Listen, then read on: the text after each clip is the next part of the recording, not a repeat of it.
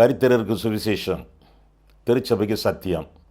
இந்த 2 நோக்கங்களோடு மன்னா மழை பெய்து கொண்டிருக்கிறது. சங்கீத புஸ்தகத்திலிருந்து இந்நாட்களிலே நாம் செய்திகளை படித்து தியானித்து வருகிறோம். இந்த செய்திகள் மகிமை டிவியிலே வெளியிடப்படுகின்றன. இந்த சங்கீத செய்திகள் எல்லாமே தொகுப்பாக யூடியூபில் காணப்படும்.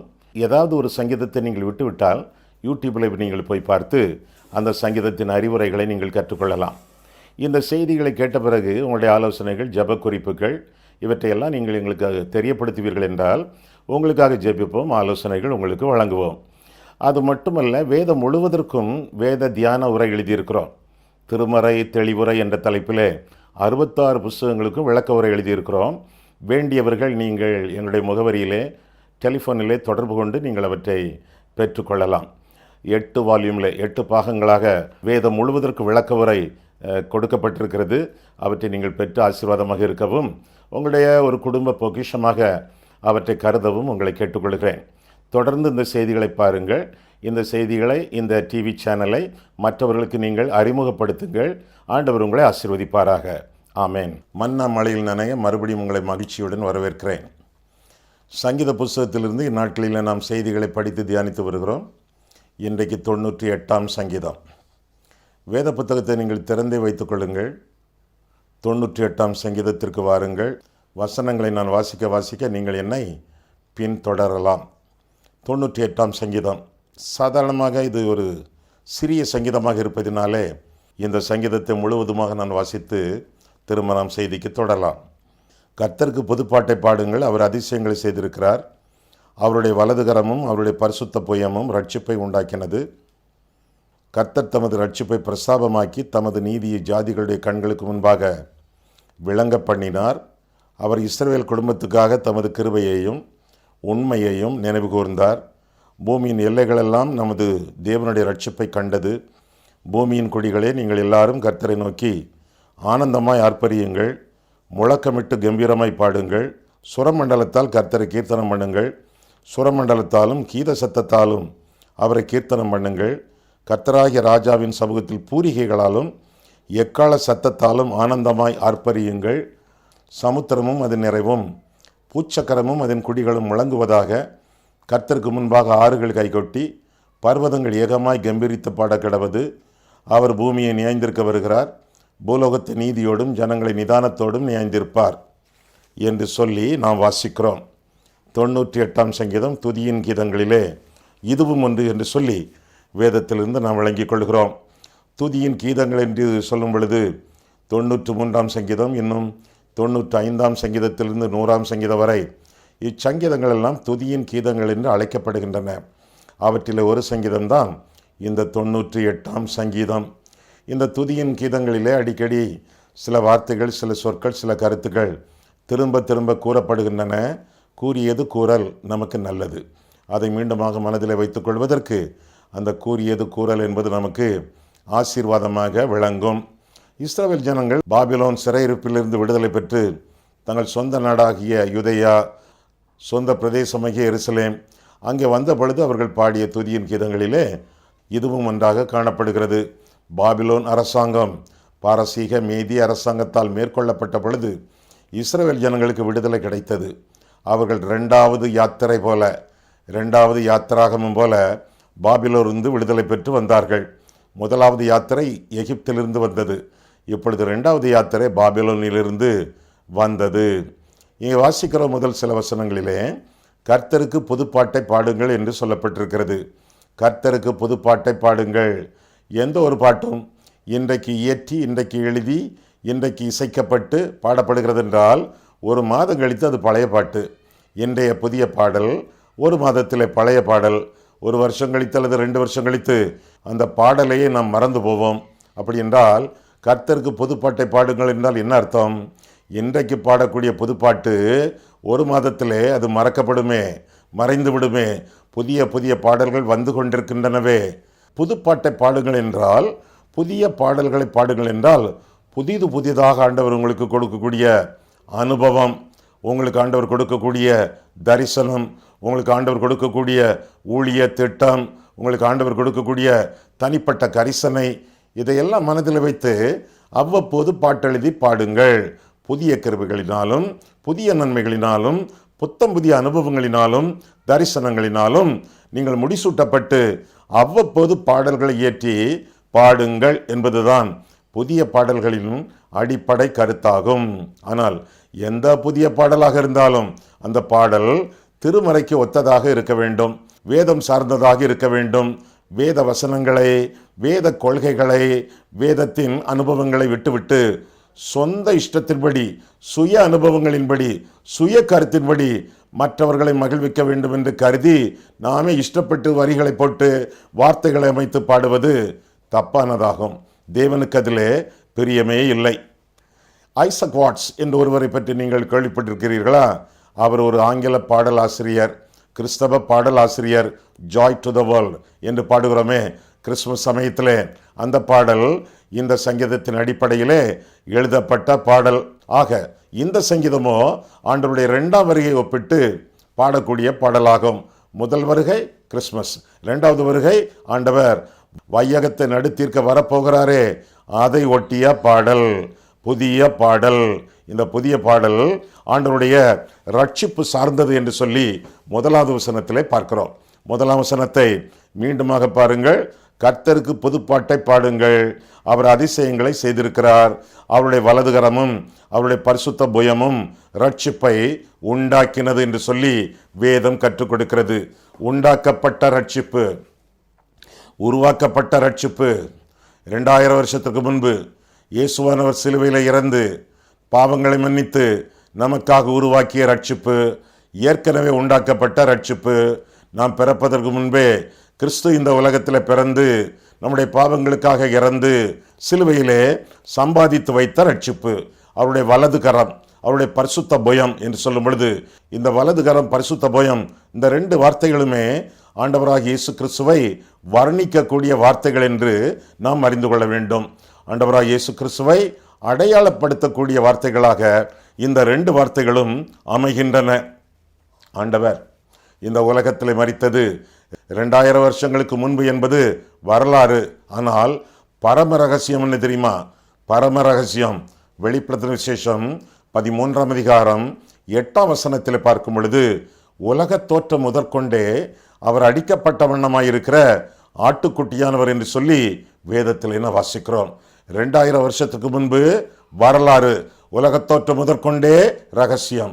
ஆண்டவருடைய ரட்சிப்பு ஏற்கனவே உண்டாக்கப்பட்டது, உலக தோற்றம் முதற்கொண்டே தீர்மானிக்கப்பட்டது என்ற கருத்தை இந்த பகுதியிலிருந்து நாம் வாசிக்கிறோம்.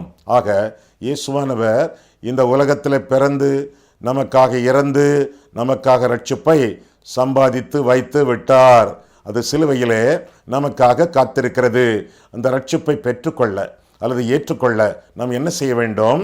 நம்முடைய பாவங்களிலிருந்து மனம் திரும்பி அவர் ஏற்கனவே முடித்து வைத்த ரட்சிப்பை விசுவாசத்தோடு நம்முடைய வாழ்க்கையிலே சொந்தமாக்கி கொள்ள வேண்டும் என்று சொல்லி வேதம் நமக்கு கற்றுக் கொடுக்கிறது. ஏனென்றால் ஏற்கனவே இது உருவாக்கப்பட்ட ரட்சிப்பு, உண்டாக்கப்பட்ட ரட்சிப்பு தயாராக நமக்காக காத்திருக்கிறது. நாமெல்லாம் மன்னிக்கப்பட்டவர்கள். அப்படியா ஐயா? ஆமா. ஆனால் மன்னிப்பை பெற்றவர்கள் அல்ல. அப்படியா? அப்படின்னா என்ன அர்த்தம் ஐயா? ஆண்டவர் சிலுவையிலே நம்முடைய பாவங்களை எல்லாம் மன்னித்தார். பிதாவே இவர்களுக்கு மன்னியும், தாங்கள் செய்கிறது இன்னதென்று அறியாதிருக்கிறார்களே என்று சொல்லி நம்முடைய கடந்த கால, நிகழ்கால, வருங்கால எல்லா பாவங்களையும் ஆண்டவர் மன்னித்து விட்டார். அப்ப நம்ம என்ன செய்யணும்? மனம் திரும்ப வேண்டும். மனம் திரும்பித்தான் அந்த மன்னிப்பை பெற்றுக்கொள்ள முடியும். ஆண்டவர் அருளிய மன்னிப்பு எல்லாருக்கும் பொதுவானது. அதே ஆண்டவர் அருளிய மன்னிப்பு எல்லாருக்கும் பொருந்தாது. எல்லாருக்கும் பொருந்தாது, ஒரு சிலருக்கு மட்டுமே பொருந்தும். யார் அவர்கள்? சிலுவையிலே ஆண்டவர் தொங்கும் பொழுது வலது பக்கத்திலே ஒருவன், இடது பக்கத்திலே ஒருவன் என்று சொல்லி 2 கள்ளர்களை அவரோடு கூட சிலுவையிலே அறைந்திருந்தார்கள். அவர் கொடுத்த மன்னிப்பு ஒருவனுக்கு பொருந்தியது, இன்னொருவனுக்கு பொருந்தவே இல்லை. யாருக்கு பொருந்தியது? பாவங்களிலிருந்து மனம் திரும்பினவருக்கு பொருந்தியது. இன்றைக்கு நீ என்னுடனே கூட பரதீசில் இருப்பாய் என்று சொல்லி மெய்யாகவே நான் உனக்கு சொல்லுகிறேன் என்று சொல்லி ஆண்டவர் அறிவித்தார். மற்றவனிடத்திலே, மனம் திரும்பாதவனிடத்திலே ஆண்டவர் பேசவே இல்லையே. ஆக மனம் திரும்பவர்களுக்கு மட்டுமே மன்னிப்பு. எப்படி மன்னித்தார் ஆண்டவர்?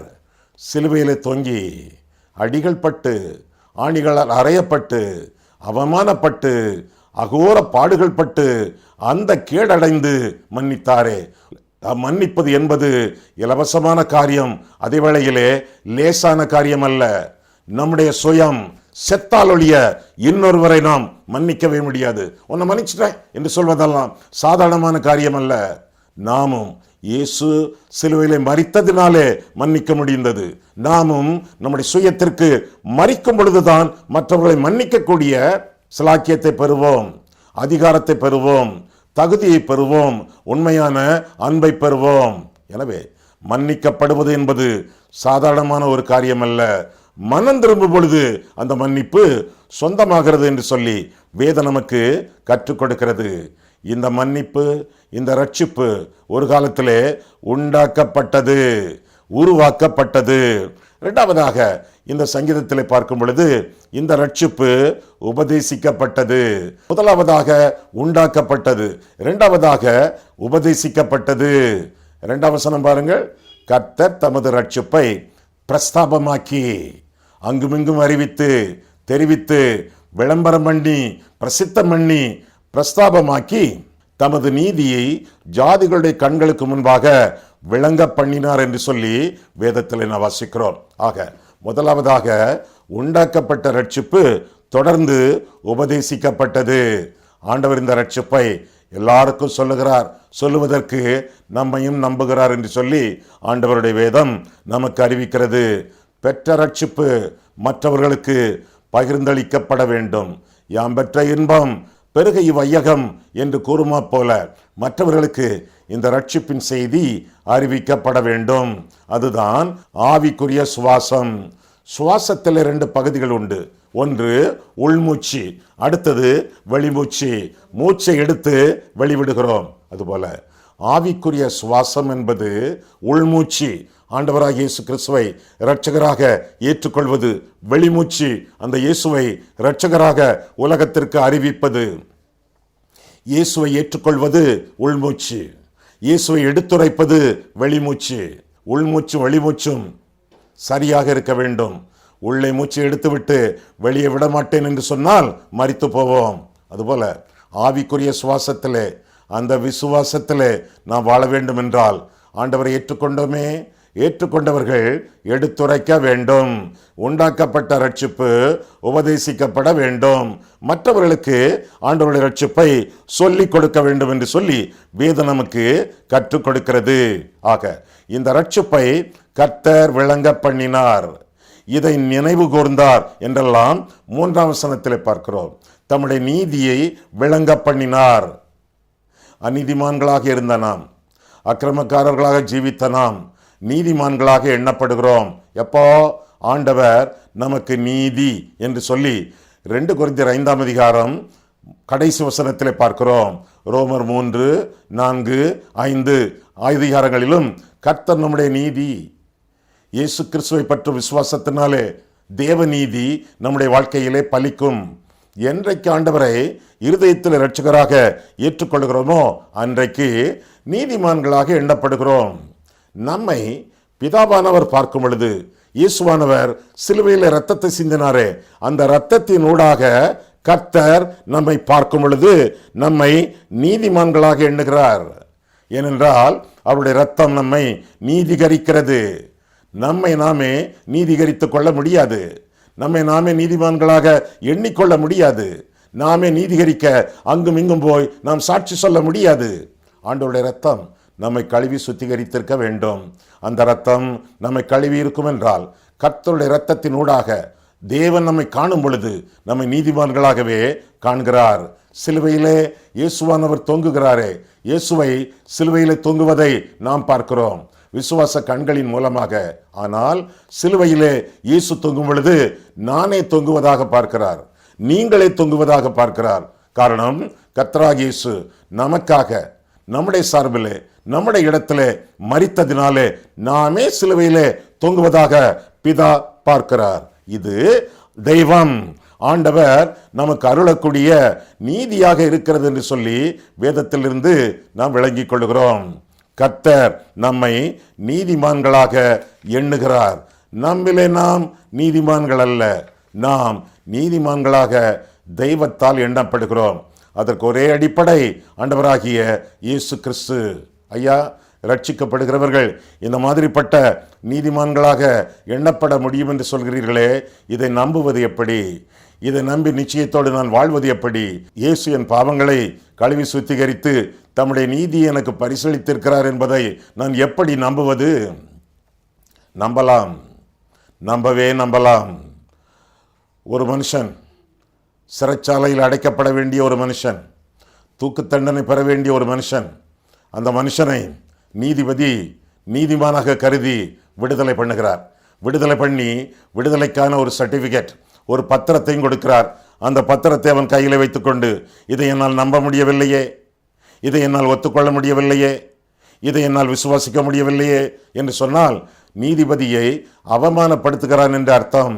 அதே வேளையிலே அந்த சர்டிஃபிகேட்டை, அந்த விடுதலை பத்திரத்தை கையில் வைத்துக்கொண்டு நம்புகிறேன், விசுவாசிக்கிறேன் என்று சொல்லி, நம்புகிறேன், விசுவாசிக்கிறேன் என்று சொல்லி நீதிபதியின் காலிலே விழுந்து, ஐயா எனக்கு விடுதலை கொடுத்தீர்கள், காலமெல்லாம் உங்களை சேவிப்பேன் ஐயா என்று சொன்னால் அவன் நம்புகிறான், அவன் விசுவாசிக்கிறான், அவன் விசுவாசி என்று அர்த்தம். அதுபோல ஆண்டவராகிய இயேசு கிறிஸ்து நம்முடைய பாவங்களை சிலுவையில் மன்னித்து தம்முடைய இரத்தத்தினாலே நம்மை கழுவி சுத்திகரித்து நமக்கு ஏராளமான சர்டிபிகேட்டுகளை, ஏராளமான நற்சான்றிதழ்களை ஆண்டவர் நமக்கு கொடுத்திருக்கிறார்.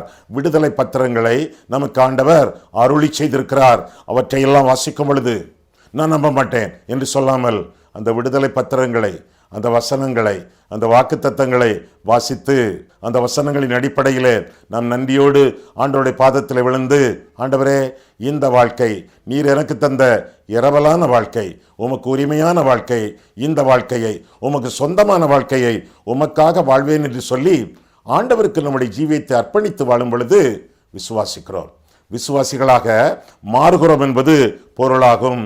ஏராளமான வசனங்கள்.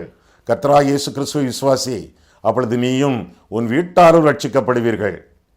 அவருடைய நாமத்தின் மேல் விசுவாசம் உள்ளவர்களாய் அவரை ஏற்றுக்கொண்டவர்கள் எத்தனை பேர்களோ அத்தனை பேர்களும் தேவனுடைய பிள்ளைகள், தேவனால் பிறந்தவர்கள். யோவான் 1 அதிகாரம் 12-13 வசனங்கள். ஏராளமான நற்சான்றிதழ்களை வேதத்திலே ஆண்டவர் எழுதி வைத்திருக்கிறார். நீங்கள் வாசிக்க ஆண்டவர் உங்களுக்கு தந்த விடுதலையை விசுவாசிப்பீர்கள். விடுதலை விசுவாசித்து அந்த விடுதலை தரக்கூடிய வாழ்க்கையை நீங்கள் வாழ்வீர்கள். ஆவியின் கனியை கொடுத்து அனுதினமும் ஆண்டவரை சேவிப்பீர்கள். அப்பேற்பட்ட ஆசீர்வாதங்களை எல்லாம் ஆண்டவர் உண்டாக்கி வைத்திருக்கிறார், உருவாக்கி வைத்திருக்கிறார், உபதேசித்திருக்கிறார். அதை என்ன செய்ய வேண்டும்? உட்கொள்ள வேண்டும், உட்கொள்ள வேண்டும். ரட்சிப்பு முதலாவதாக உண்டாக்கப்பட்டது, இரண்டாவதாக உபதேசிக்கப்பட்டது, மூன்றாவதாக உட்கொள்ளப்பட்டது, ஏற்றுக்கொள்ளப்பட்டது.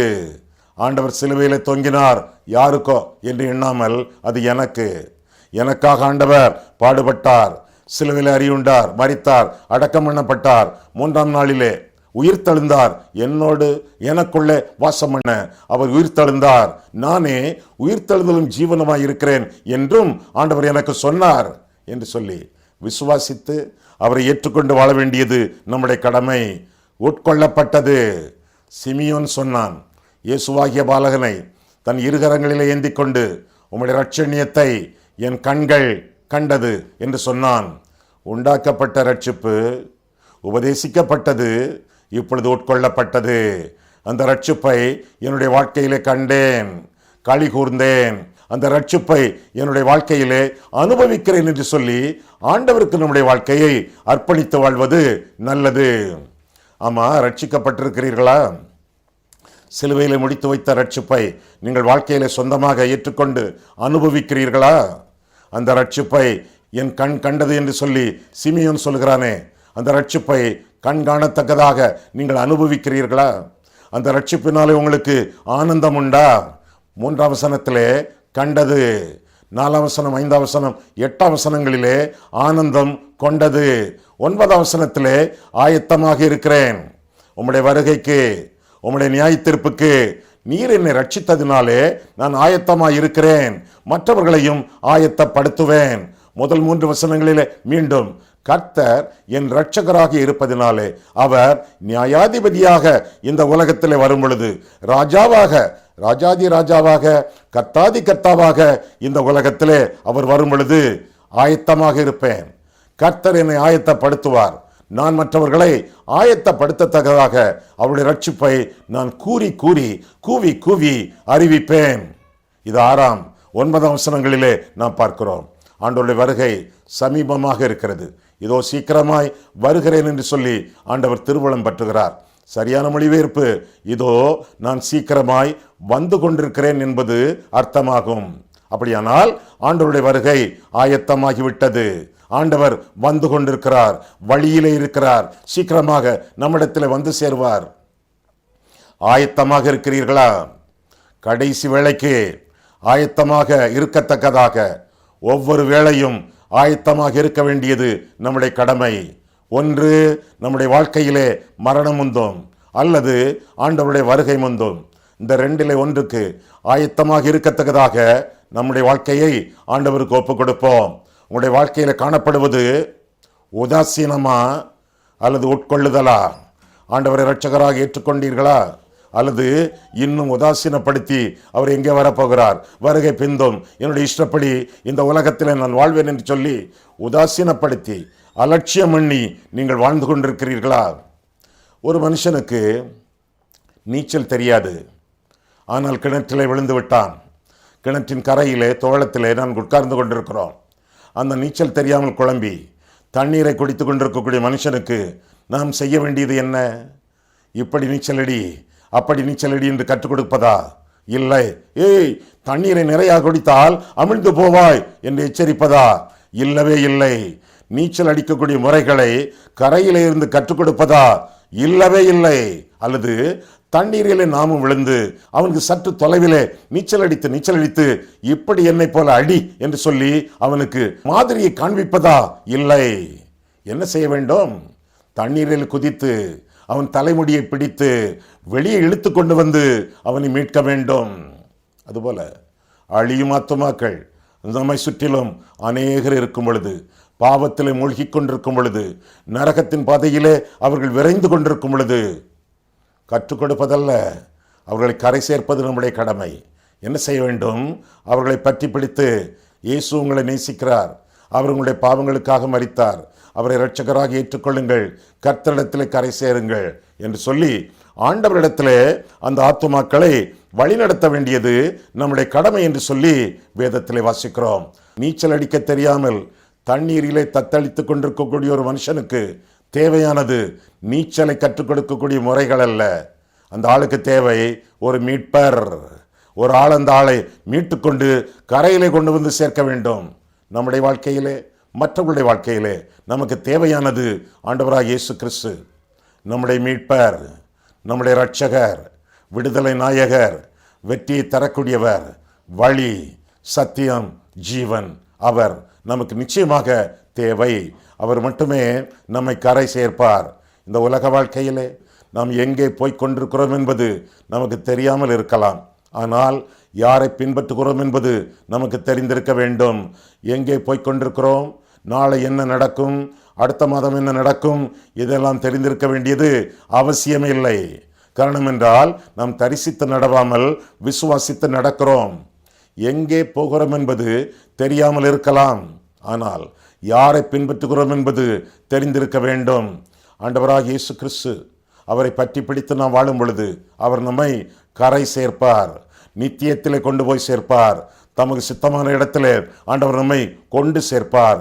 எனவே நம்முடைய வாழ்க்கையிலே எந்த குழப்பமும் இல்லாமல், எந்த கலக்கமும் இல்லாமல், எந்த விதமான சஞ்சலமும் இல்லாமல் நம்மை எதிர்நோக்கி ஆண்டவர் காத்திருக்கிறாரே. பாரஞ்சுமக்கிறவர்களே வாருங்கள், இளைப்பாறுதல் தருவேன் என்று அழைக்கிறாரே. இதோ வாசற்படியில் நின்று தட்டுகிறேன், ஒருவன் என் சத்தத்தை கேட்டு கதவை திறந்தால் உட்பிரவேசிப்பேன் என்று சொல்கிறாரே.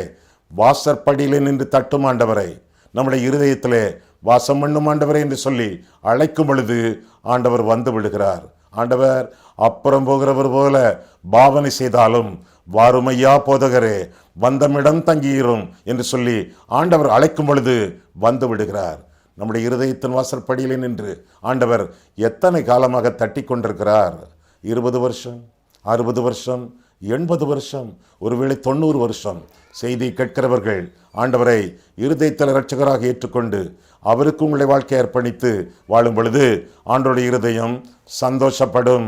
நீங்களும் உங்களுடைய வாழ்க்கையிலே சந்தோஷமாக ஜீவிப்பீர்கள். சில காரியங்களை இன்றைக்கு நாம் பார்த்தோம்.